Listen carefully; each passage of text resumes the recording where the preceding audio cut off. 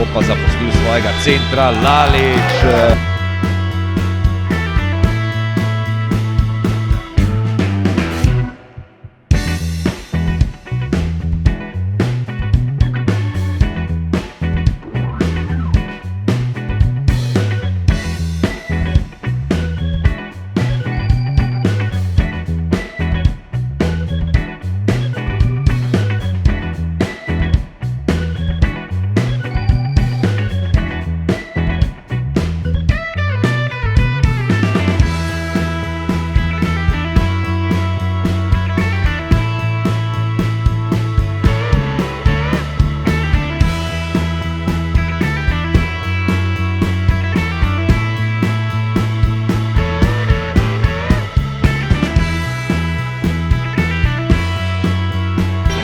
Rojc bo poskušal sam proti Močniku, ne, podaja proti Ivanovu, ki je nazadnje za 3 zadev je tudi sedaj.